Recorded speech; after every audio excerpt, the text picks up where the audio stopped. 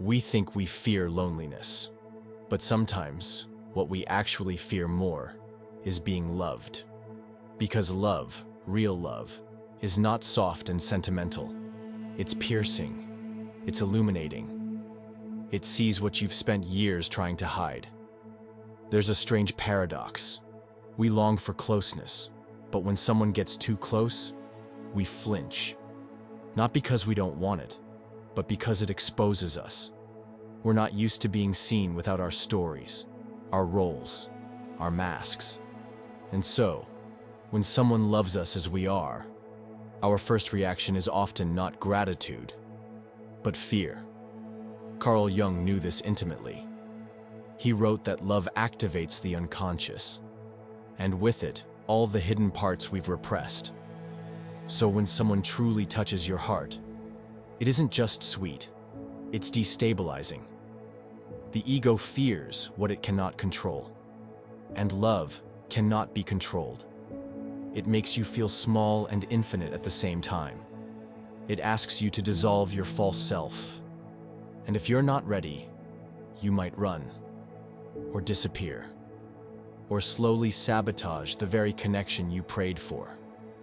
As we discussed in Face Your Shadow, Carl Jung's secret to becoming whole, love has a way of waking up the shadow, and that awakening, while necessary, can be terrifying. Because suddenly, you're not just loving another, you're being asked to face yourself. We often say we want to be loved for who we are, but being truly seen is one of the most vulnerable things we can experience.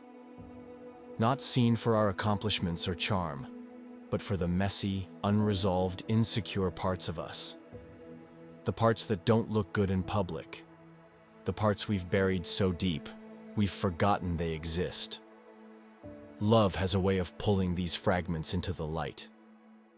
When someone gazes at you with real presence, without judgment, something ancient stirs. And sometimes, that something wants to run. Because it remembers all the moments you were unseen, dismissed, or hurt. The fear of being seen isn't about the present moment. It's about the past echoing through it. Your nervous system recalls every rejection, every time you were punished for being too much or not enough. And now, as someone leans in closer, your body whispers, "This isn't safe." So you deflect, you shut down, you disappear, emotionally or physically. The tragedy is this: we disappear just when love is beginning to do its real work, to break the surface and reach the soul. But disappearing feels easier than risking rejection of the real self. As we saw in Face Your Shadow, the path to wholeness begins with allowing the disowned parts to be seen, not just by ourselves, but by another. And that is one of the bravest things a human being can do. Love, when real, does not flatter the ego. It confronts it. It wakes up everything you've buried: your shame, your longing, your inadequacy, your rage. Because to be loved truly means to be seen wholly, and that includes your shadow. Jung taught that the shadow is not evil. It is simply unconscious. It's made of everything you've disowned in order to survive. And love threatens the system you've built around hiding it. You may suddenly become reactive in relationships, jealous, anxious, mistrusting. You might create conflict where none existed. Why? Because love activates your deepest insecurities. Not because your partner is unsafe, but because your unconscious believes vulnerability equals danger. You project unresolved pain onto your partner. They become your mother, your father, your first heartbreak, your last betrayal. This is not regression. It's revelation. Your psyche is trying to heal, but the healing feels like breaking. If this resonates, watch Synchronicity, Carl Jung's hidden signs that guide your life. where we explored how meaningful encounters often arrive to shake us, to guide us, not gently, but unmistakably. Love, too, is one of these signs. It awakens your unconscious, not to torment you, but to invite you into integration. But many of us are not ready, so we sabotage the relationship, not because it's wrong, but because it's real. Imagine standing in front of someone with your soul exposed. No armor, no defense, just your essence, flawed, beautiful, trembling. This is emotional nakedness, and it's terrifying. It's not just about sharing your thoughts. It's about letting someone into your silence, into the wounds you rarely acknowledge even to yourself. Most people are never taught how to be emotionally available. We're taught to succeed, to perform, to entertain.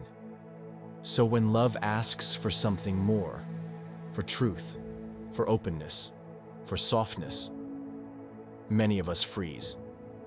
You may feel overwhelmed, confused, or suffocated. Not because love is wrong, but because it's unfamiliar. You're used to love that demands performance, not presence. So when someone offers to stay through your storm, your instinct is to push them away. This is how we protect ourselves, by distancing before we can be rejected, by disappearing before we can be hurt, by ending what feels too good, because we don't trust we deserve it. But love, real love, doesn't want your perfection. It wants your presence. And staying open, even in fear, is the first step toward transformation. There's a particular fear that emerges in love, the fear of losing yourself. To merge so deeply with another that you forget your own center, that your needs dissolve into theirs, that your life becomes a reflection of their desires. Jung warned of this psychological enmeshment. He called it a loss of the individual ego into the collective, or into the romantic union. This is especially true for those who were never taught how to have boundaries. When love arrives, it may feel like drowning. Not because the other person is toxic, but because your identity is still fragile. You may mistake closeness for collapse. You begin to fear that to stay is to disappear. So, you disappear first. Not to hurt the other, but to save yourself.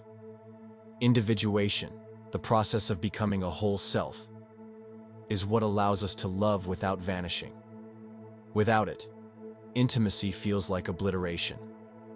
This is why individuation is not a luxury. It's a necessity.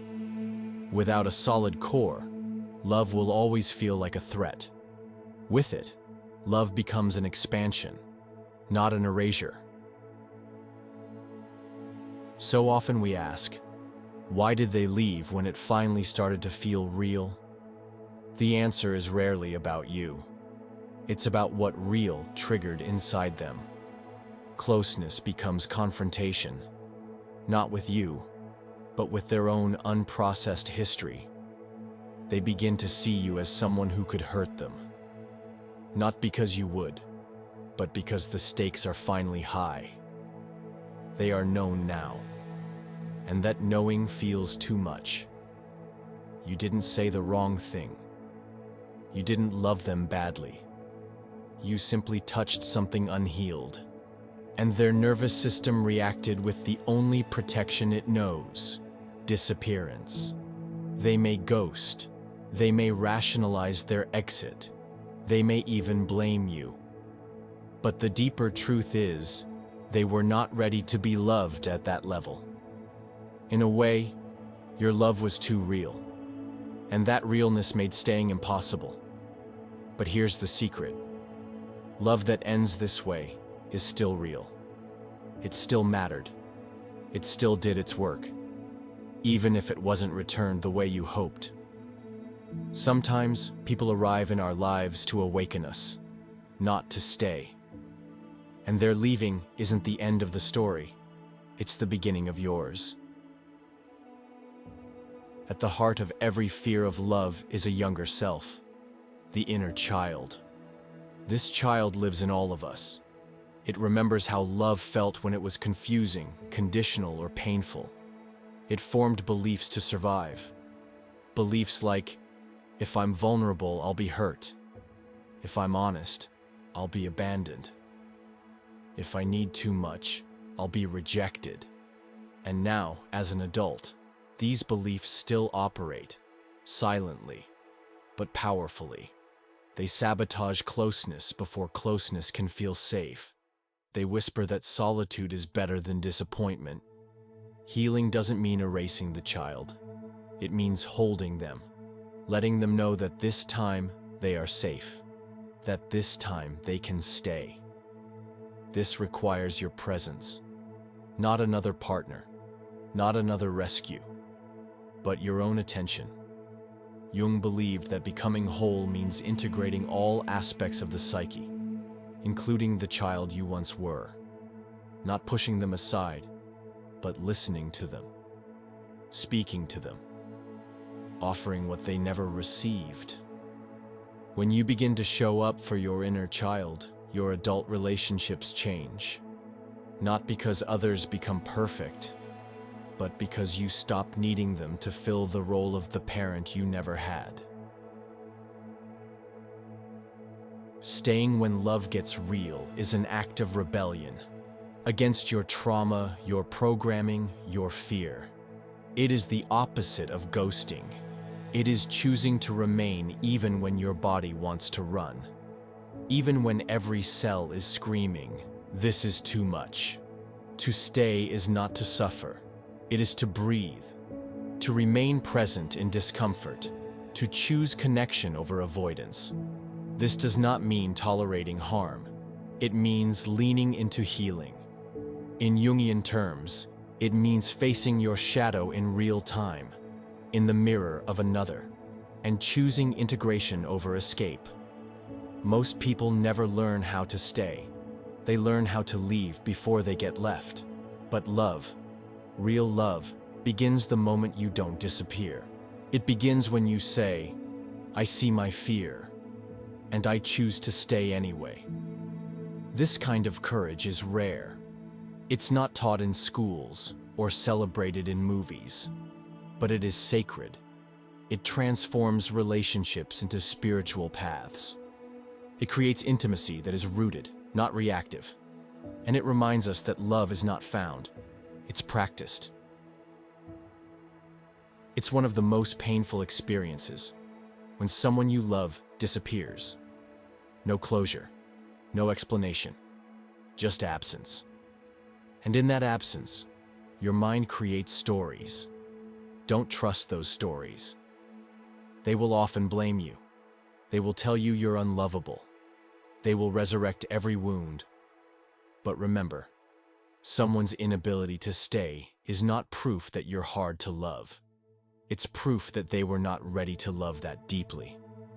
Grieve. Feel the loss. Let it break you open, not shut you down. And then return to yourself. To the part that knows how to hold your own heart. To the part that will not leave, even when others do. Loneliness is not just about missing others. It's often a signal to come back to your own soul. Use this time not to spiral, but to integrate. Write. Breathe. Let silence become sanctuary. The ones who disappear teach you presence, if you let them. They invite you to become the one who finally doesn't leave yourself. Love is not a destination. It's a mirror, a fire, a spiritual initiation. When someone disappears, they often leave a door open, into your shadow, into your unmet grief, into your unclaimed strength. That door is not punishment. It is invitation. You are not here to be loved by everyone. You are here to remember how to love without losing yourself. Let the ones who left become teachers. Let the pain become presence. Let every heartbreak become a threshold, deeper into truth. You are not broken because someone couldn't love you. You are being invited to love yourself more deeply than ever before. Return to the stillness within. Remember who you were before the mask.